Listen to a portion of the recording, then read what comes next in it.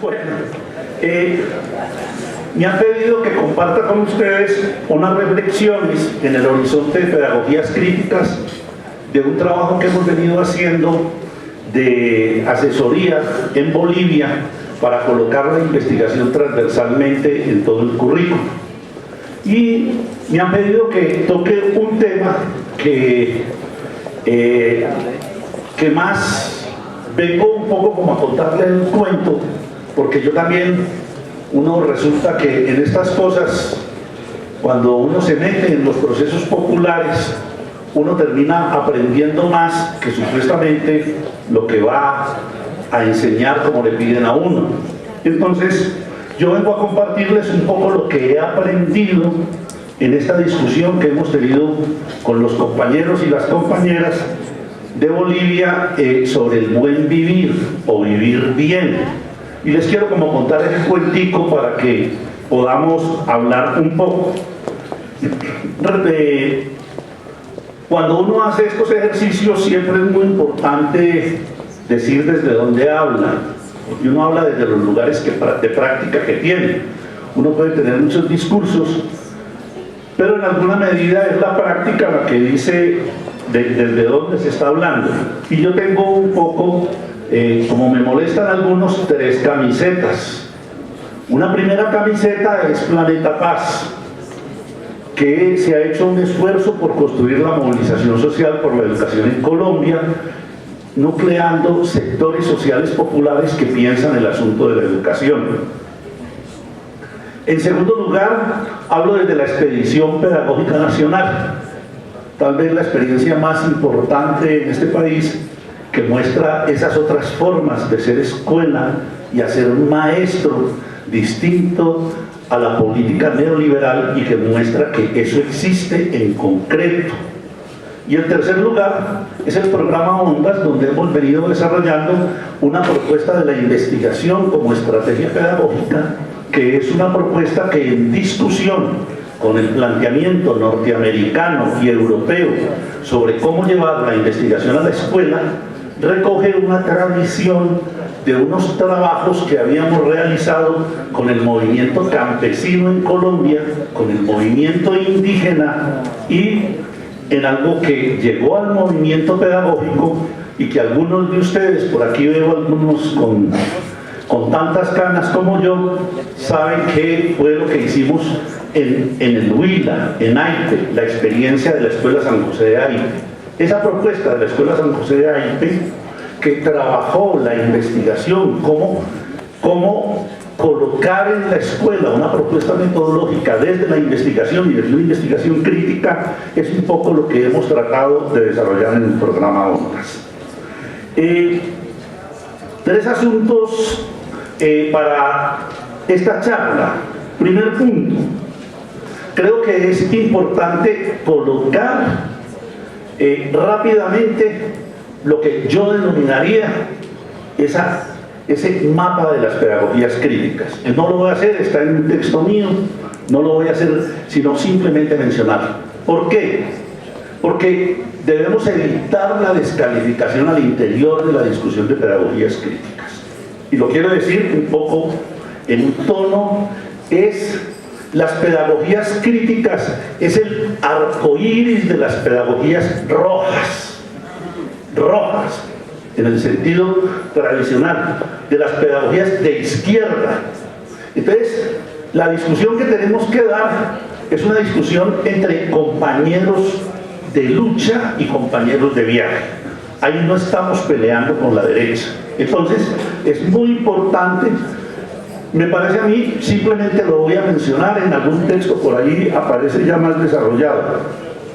El segundo punto que quisiera trabajar para introducirlo del buen vivir son la relación entre movimiento pedagógico, pedagogías críticas y luchas por la educación. 5 punticos rápidos que nos permitan encontrar que esos asuntos tienen que resolverse también en un debate. ¿Y por qué hago ese punto? Porque me he encontrado circulando en el país periódicos, todo esto, que trabajan más la descalificación de lo que hacen los otros que realmente dar la discusión sobre los puntos y que nos demos la discusión sobre los puntos que hoy están en juego en estos asuntos de la ciencia. Y el tercer momento quiero trabajar lo del buen vivir, colocando básicamente uno, cuál es su importancia hoy en esta discusión latinoamericana; dos, cuál es su origen; tres, cuáles son sus fundamentos; cuatro, cuál es su importancia; cuál es su importancia para este momento político de las pedagogías críticas; y para cerrar, mostrar cómo un buen ejercicio del buen vivir hoy, en la experiencia de Bolivia y el Ecuador, le comienza a hacer preguntas a el derecho liberal a la educación. Es decir, ha surgido una discusión interesantísima en Bolivia, en donde muchas de las ONGs, cuestionando al gobierno a nombre del derecho liberal a la educación, desde esta idea del buen vivir, terminan en un planteamiento crítico más allá de lo liberal, mostrando otra vez la necesidad de construir una izquierda sobre múltiples acuerdos que nos permita seguir pensando que es posible la emancipación en pedagogía, la emancipación en estos procesos. Y déjenme comenzar con dos frases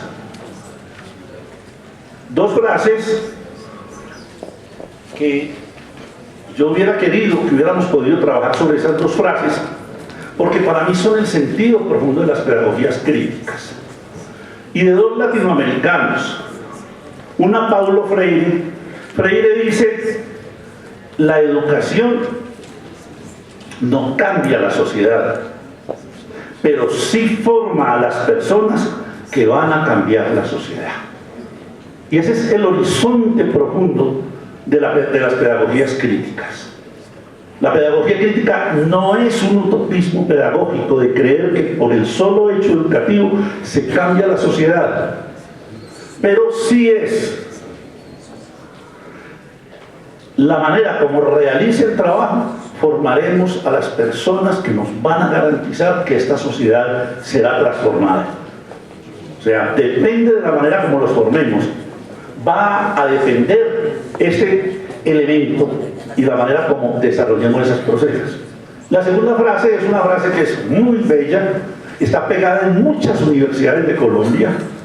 Los estudiantes les encanta la frase cuando uno discute con ellos y se la sacan cada rato, y es del Che Guevara. Cuando triunfa la Revolución Cubana, lo nombran ministro de Desarrollo, tiene que inaugurar un congreso de educación, y miren lo que dice el Che, que yo diría es excelente para esta discusión nuestra. Dice: la educación es nuestra nueva revolución. Aquí se dispara con palabras, se asesina con conocimiento. Nuestra guerrilla son los libros. Esta es nuestra nueva estrategia de combate. Creo que estas dos citas nos muestran con mucha fuerza cómo toda esta reflexión está enraizada en lo que somos y los lugares de los cuales venimos. El primer punto: creo que hay 9 grandes tradiciones de lo que serían pedagogías críticas. Más, quisiera entrar diciendo algo bien fuerte, que lo vamos a reconocer con el texto de Franz Borda con el que cierro esta charla, y es el sentido de que la modernidad ha sido construida desde el pensamiento y fundamento de la crítica.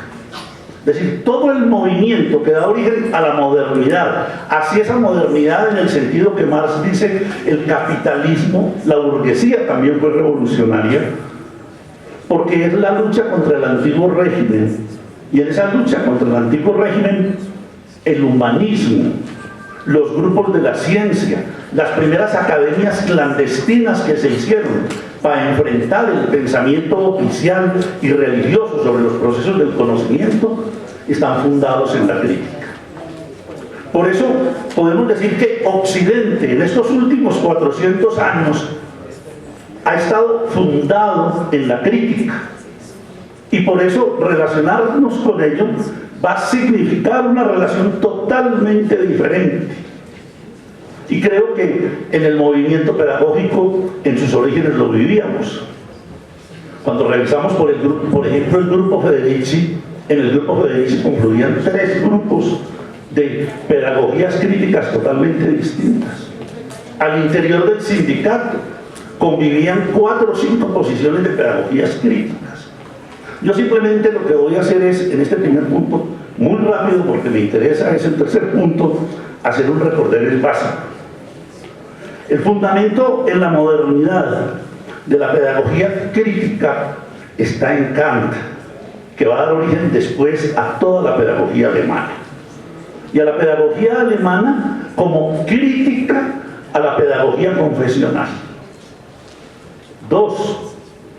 El pensamiento marxista clásico funda la segunda gran tradición de la pedagogía crítica y la funda sobre la base de las condiciones materiales de la existencia, cuestionando todo el pensamiento que desde Hegel y Marx y Kant se había construido simplemente como una experiencia de la mente, como una experiencia puramente del conocimiento. 3. Aparece la corriente que se llama teoría crítica, pero no es más que una de ellas, que es la Escuela de Frankfurt. La Escuela de Frankfurt devela cómo la concepción de la ciencia basada en el positivismo no es más que la forma de poder de la época, y cómo todo el pensamiento lógico racional no es más que la forma dominante del conocimiento de una época. Y entonces muestran que en el conocimiento hay intereses, que los intereses guían no solo la acción humana, sino también el conocimiento mismo. 4. Todo el pensamiento postestructuralista, todo ese pensamiento postestructuralista que plantea la existencia del biopoder y que se mueve no solo en las corrientes Foucaultianas, sino en muchas otras corrientes que organizan un pensamiento en donde muestran que el poder existe en todos los espacios de la sociedad, que el poder no existe solo en el Estado y en la economía, sino que esas son 2 simples representaciones de ella. 5. En las corrientes de la complejidad, cuando Edgar Morin comienza a escribir sus textos sobre complejidad y plantea una pedagogía de la complejidad, Edgar Morin dice: tenemos que construir una nueva pedagogía de la complejidad porque estamos frente a un nuevo desembarco del capitalismo en el mundo, un nuevo desembarco del capitalismo en el mundo desde las formas de la globalización. 6.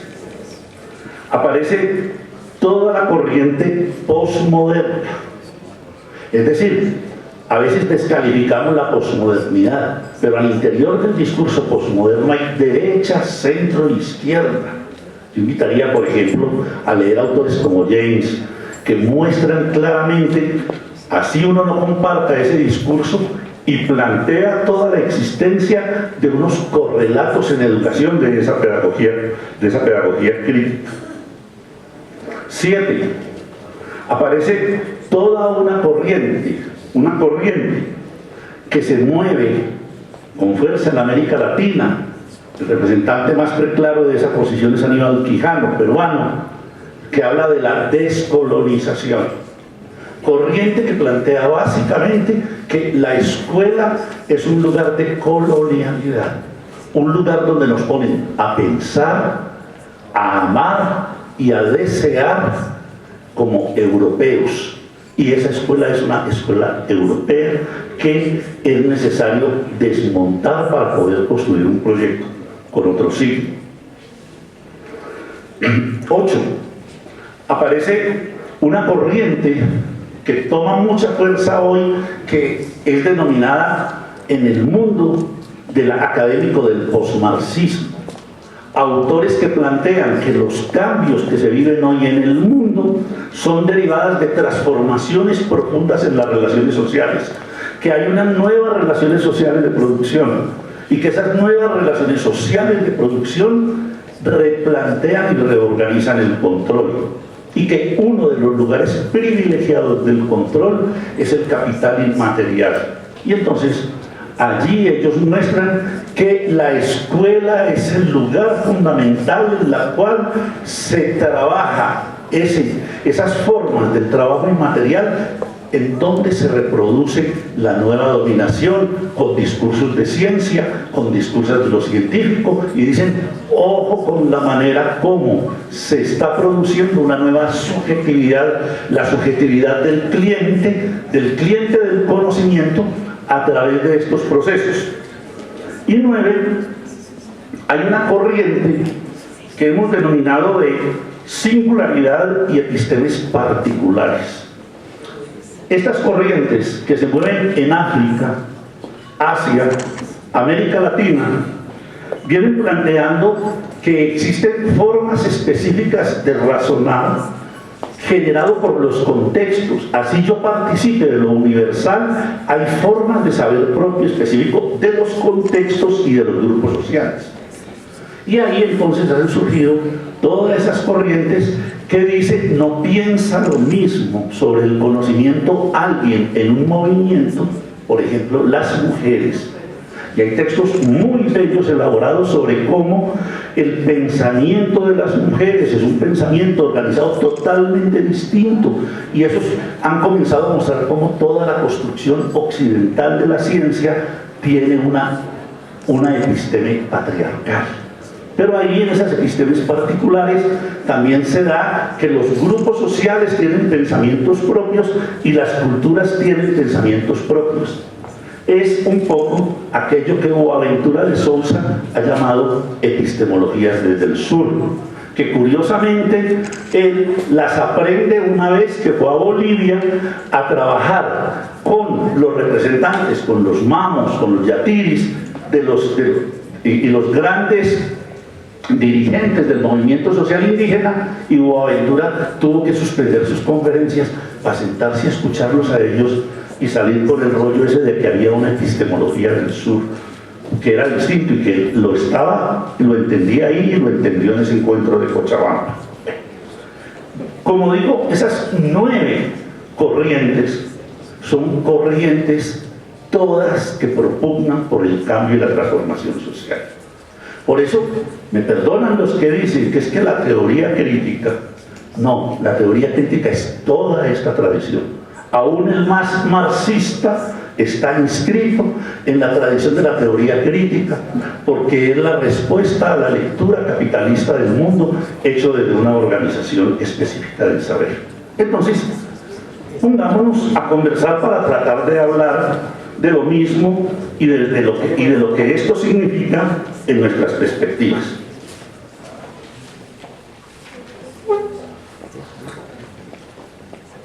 Cinco puntos, segundo punto, con 5 punticos para tratar de ver cómo es esa relación entre movimiento pedagógica, pedagogías críticas y proyecto educativo alternativo. Vuelvo a decir, esto lo he sacado de algunas cosas que he leído, de cosas que se vienen afirmando, en algunas cosas que es muy fácil discutirle a alguien cuando se le descalifica y se dan argumentos que no son ciertos. Entonces, coloquemos estos puntos como para aclarar eso. Primer asunto, el horizonte de la pedagogía crítica es la construcción de una escuela pública y un derecho a la educación. Entonces, bajémonos del rollo de que es que los que trabajan la pedagogía no están interesados en el derecho a la educación, ni están interesados en construir una escuela pública con las características que tenemos. Lo que pasa es que en el siglo XXI pasa un fenómeno muy curioso, y es que el capital, al tener que tener posesión, voy a hablar de eso enseguida, de los diferentes espacios de la sociedad bajo otras formas de control, se ve obligado a tomarlos de otra manera. Y el combate con ellos es a 3 niveles. Un nivel micro, un nivel meso y un nivel macro. Yo no puedo librar la lucha macro por la gran reforma educativa si paralelo no estoy trabajando en el escenario pequeño construyendo la alternativa de poder.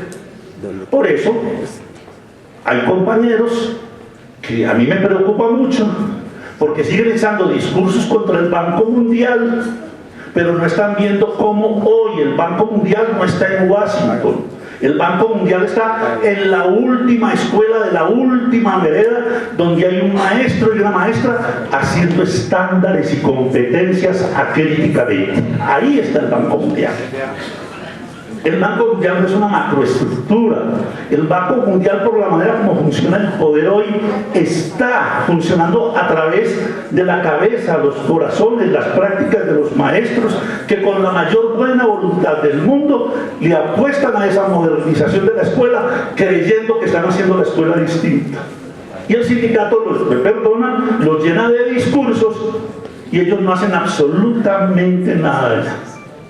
Por eso podemos ser fácilmente de izquierda en política y neoconservadores en pedagogía. Y hay que estar alertas contra eso.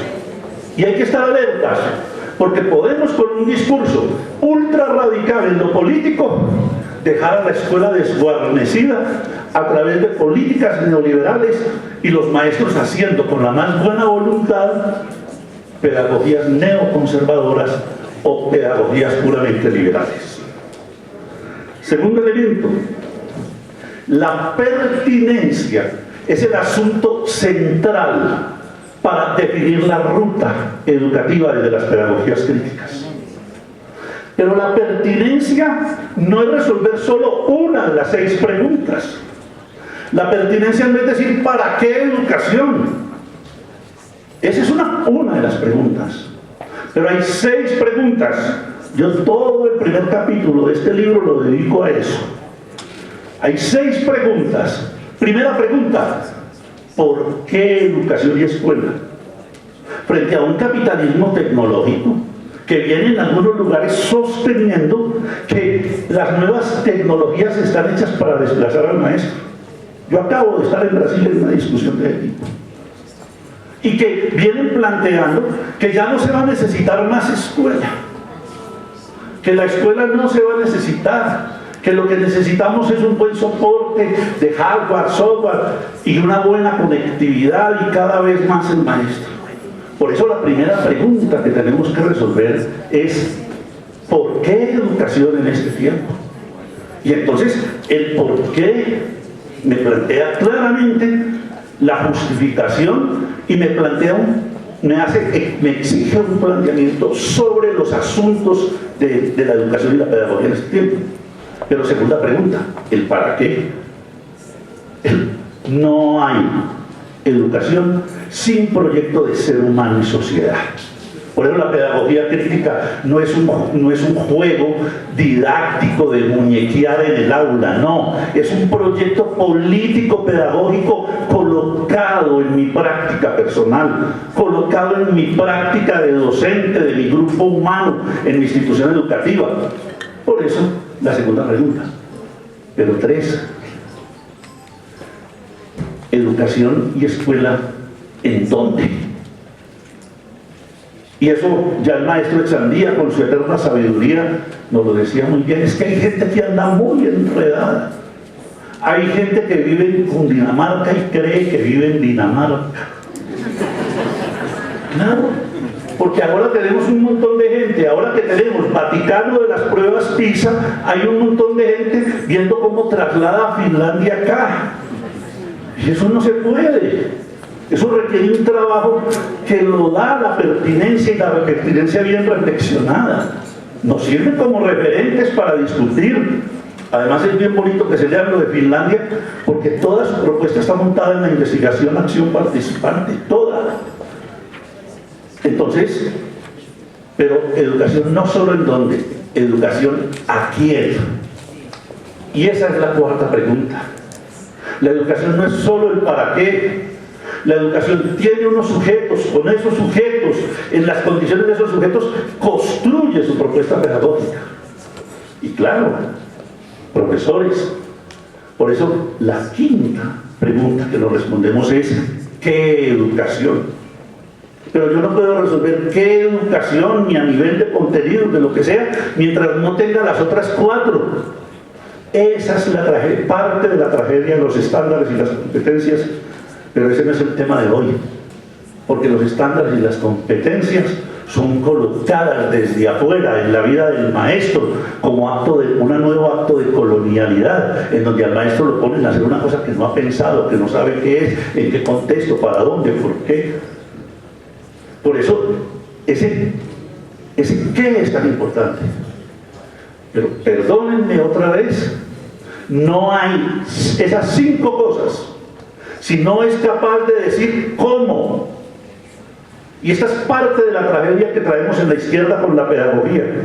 Tenemos todos los discursos claros y distintos sobre la educación, sobre los sistemas, pero no tenemos propuestas para que el maestro trabaje, para que lo haga distinta, para que muestre que su proyecto político tiene que tener forma, y tiene forma en la pedagogía que lo hace. Por eso es peligrosísimo un maestro que no sepa qué pedagogía hace, porque puede ser perfectamente militar en el partido más de izquierda y puede estar haciendo el trabajo más reaccionario en su trabajo de aula y de la escuela, porque no está uniendo esas 6 preguntas de la pertinencia. Tercer elemento: la ciencia es una construcción sociohistórica.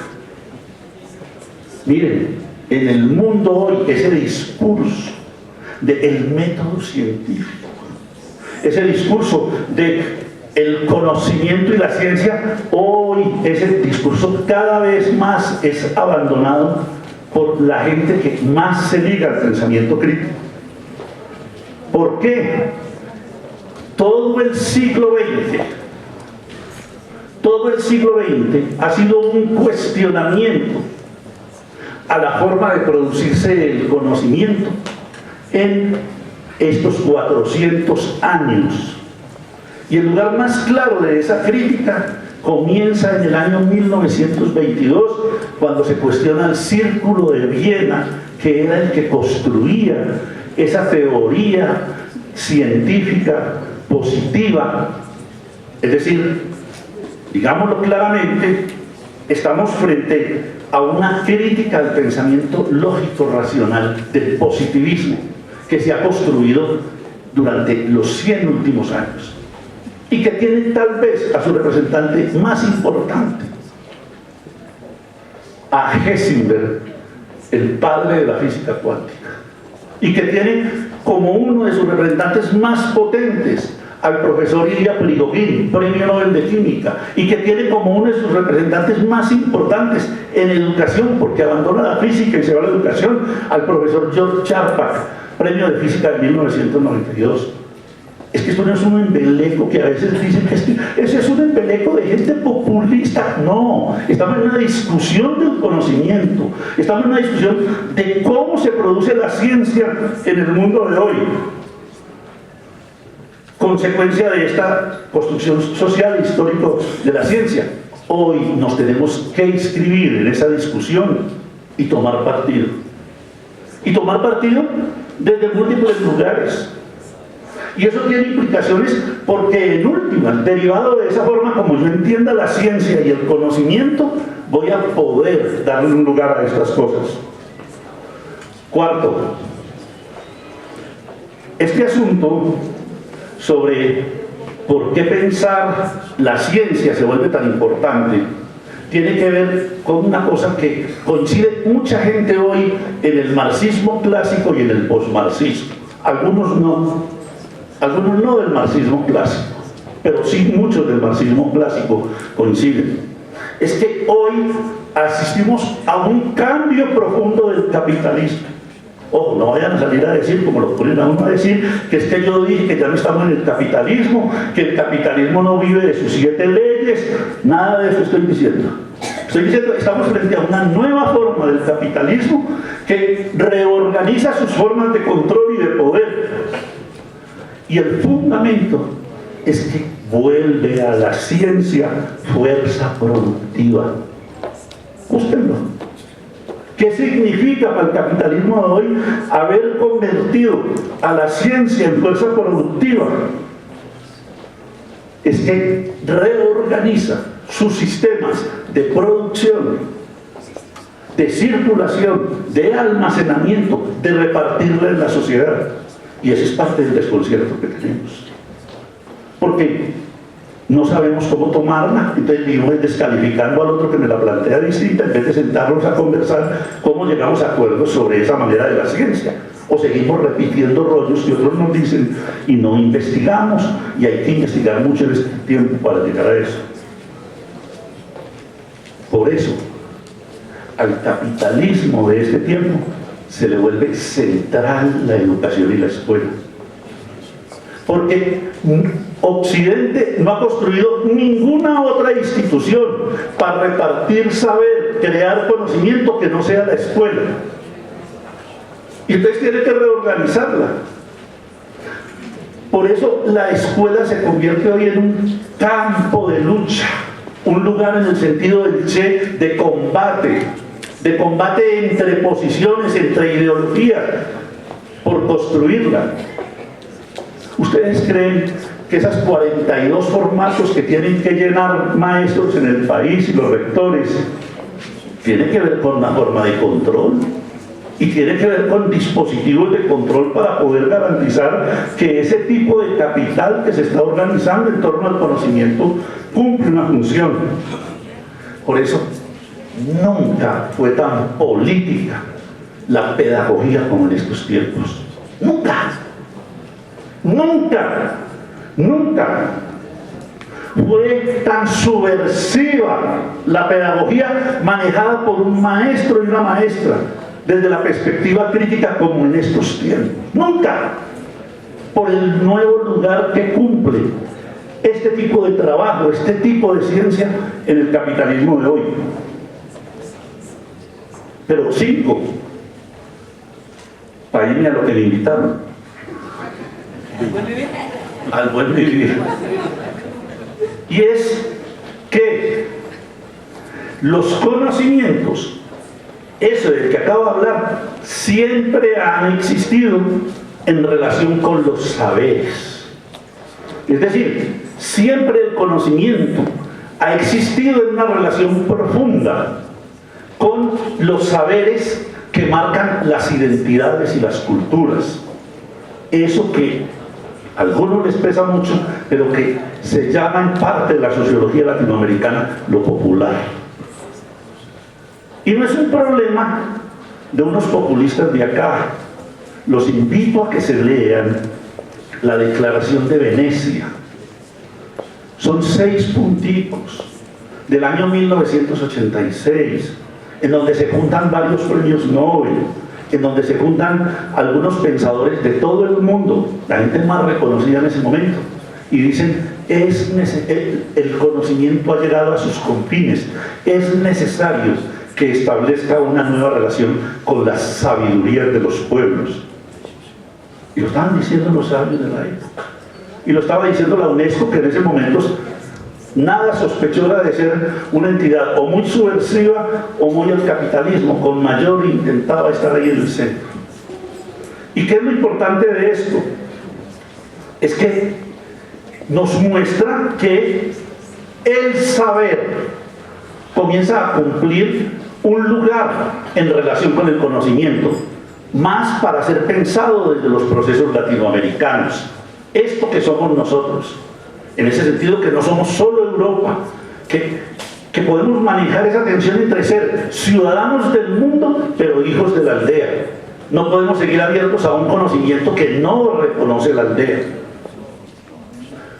Por eso podemos concluir que el movimiento pedagógico es la suma de esas múltiples movilizaciones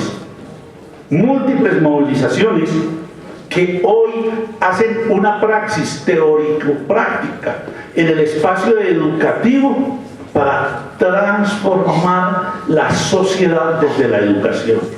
Es decir, hay una apuesta política por transformar la sociedad desde la educación y desde la pedagogía.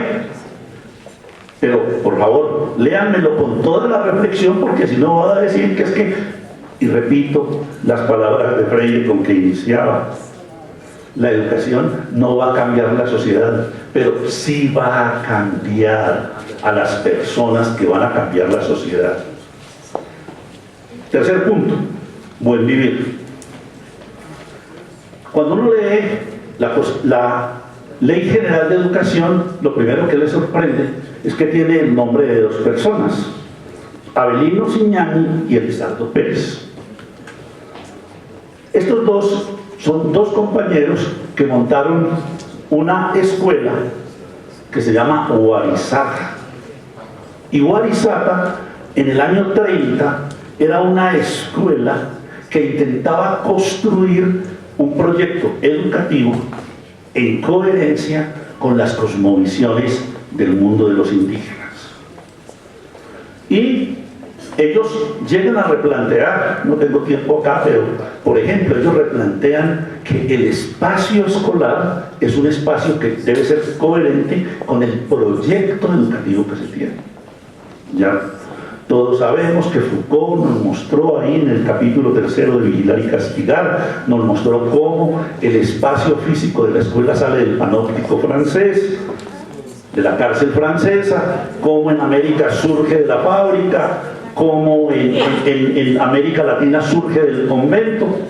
Y aquí ellos dicen, no, el espacio debe salir de la forma de vida de las comunidades y el proyecto que tienen las comunidades. Entonces ellos se plantean qué educación hacer. Les voy a leer solo para que nos demos cuenta cómo cada grupo construye su propuesta de educación en coherencia con el proyecto político que tenga.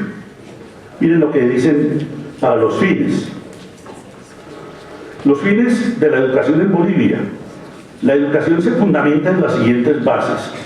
Es descolonizadora, liberadora, revolucionaria, antiimperialista, despatriarcalizadora y transformadora de las estructuras económicas y sociales, las cuales deben estar orientadas a la reafirmación cultural de las naciones y pueblos indígenas originarios campesinos, las comunidades interculturales y afrobolivianas, en la construcción del Estado plurinacional y el vivir bien.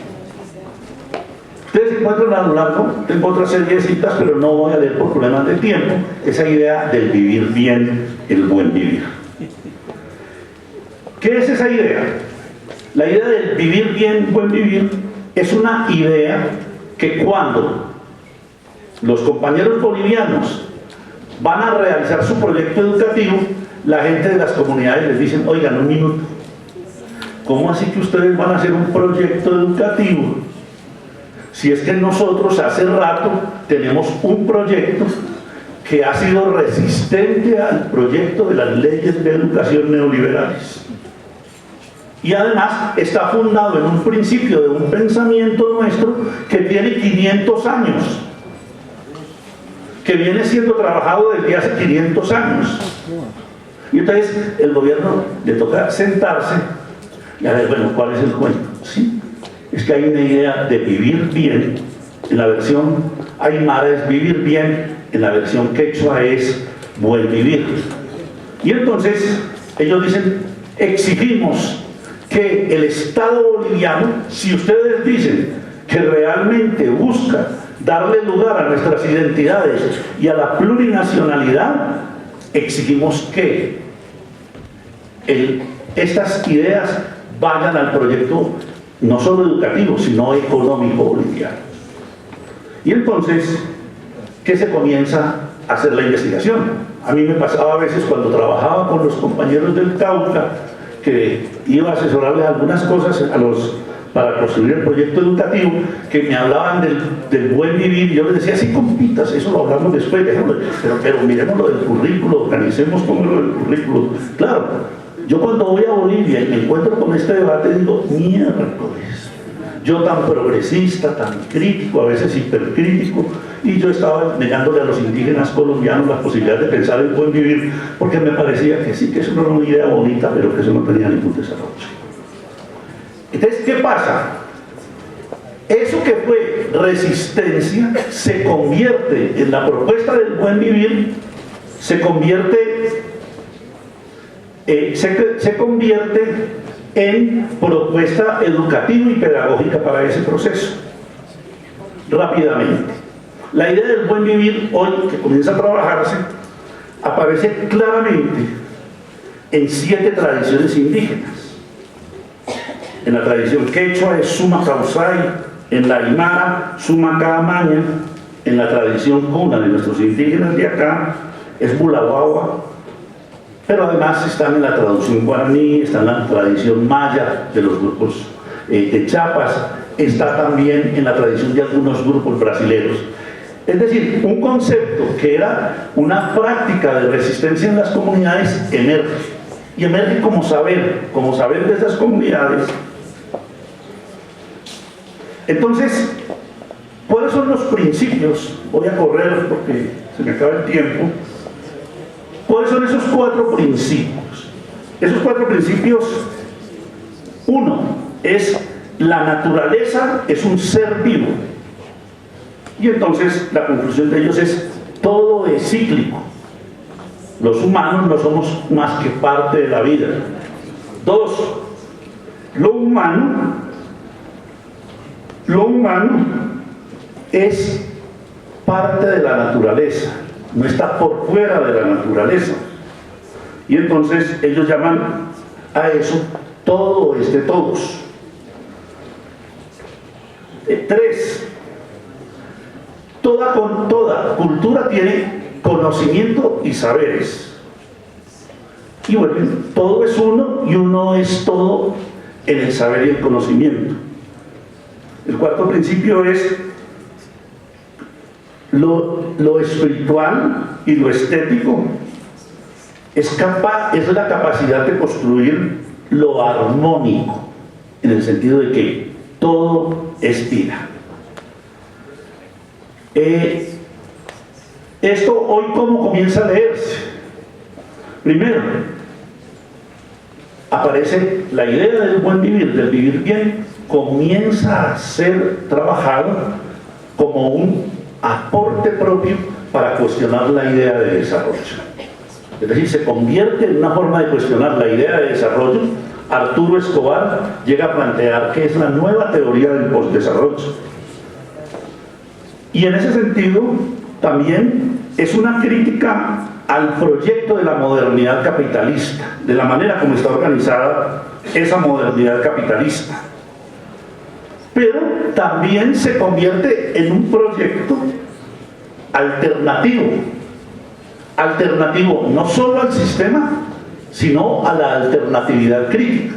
Lo que les decía, hace poco me tocó asistir en Bolivia a un debate en donde algunos grupos de ONG decían que eso no podía ser, y yo les decía a los grupos de ONGs, ustedes lo que están defendiendo es el derecho liberal a la educación. Y ustedes, ¿cuáles son las preguntas y la capacidad de hacerse preguntas? 3, hay un elemento fundamental, y es que estamos frente a una propuesta epistémica basada sobre la diferencia y la singularidad, lo cual construye sistemas relacionales y complementarios. Es maravilloso porque este es un principio pedagógico que se trabaja hoy con mucha fuerza en muchas de las corrientes críticas. Pero también nos muestra cómo hay una unidad, cómo no podemos seguir trabajando el conocimiento como fragmentos, como separaciones, sino que tienen una unidad, y una unidad en el conocimiento y en su impacto en la realidad.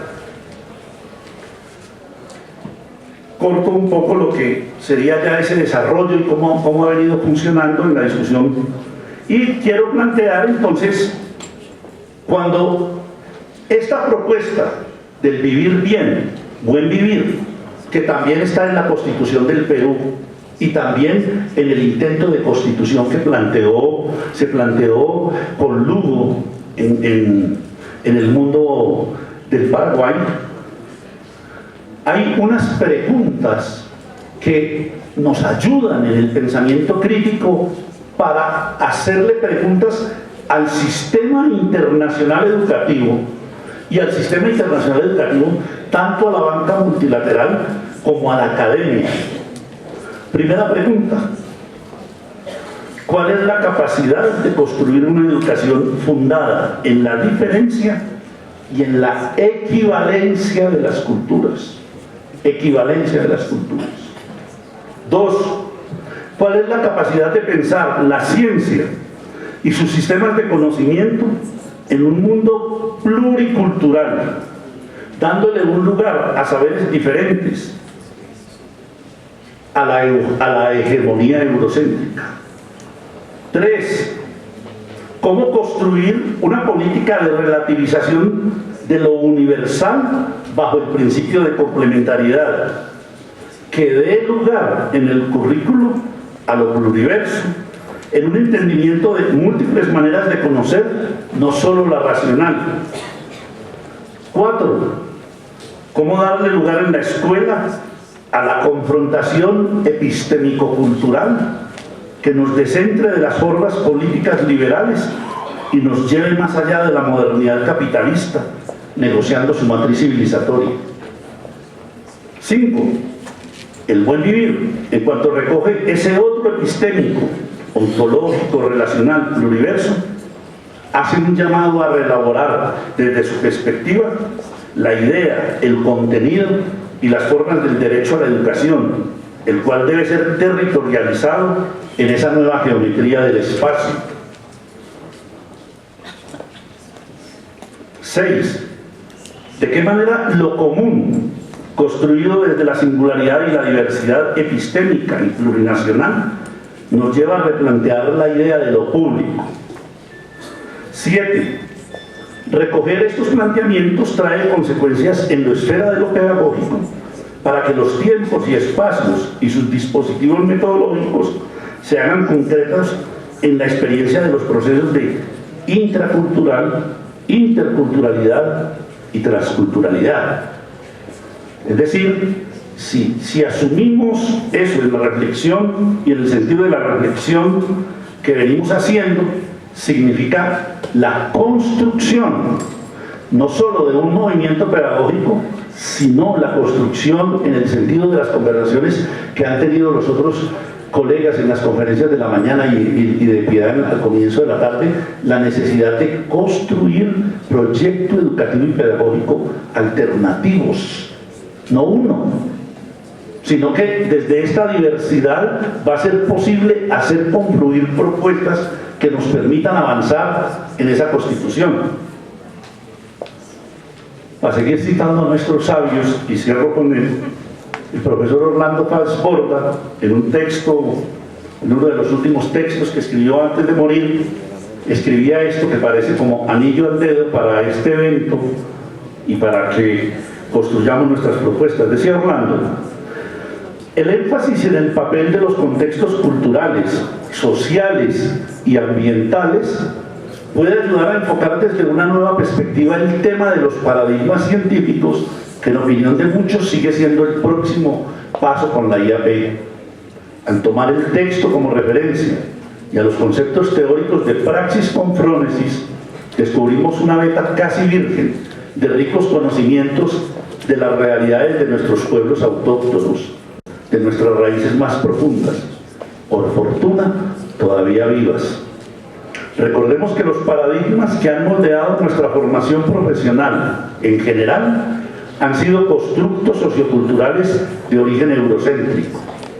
Ahora tratemos de inspirarnos en nuestro propio contexto y dar a nuestro trabajo el saber y la consistencia propia del tercer mundo isotrópico, con un paradigma más flexible, de naturaleza holística y de ciencia participativa y democrática. Para llegar a estas metas, la arrogancia académica es un serio obstáculo. Debía archivarse. Hace 3 siglos, en la tradición crítica, Juan Bautista Vicó delimitó con su crítico bisturí una ciencia nueva para un nuevo orden. Como el mismo autor lo previó, aquel reto se ha adelantado con dudosos resultados. Hoy hay un desafío paralelo para desarrollar una nueva ciencia responsable, democrática, participante, para arreglar un mundo sobreexplotado y envejecido, en crisis, con amenazas de descomposición desde los cielos hasta las cavernas.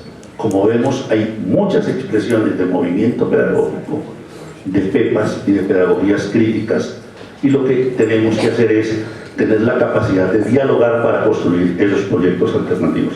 Muchas gracias.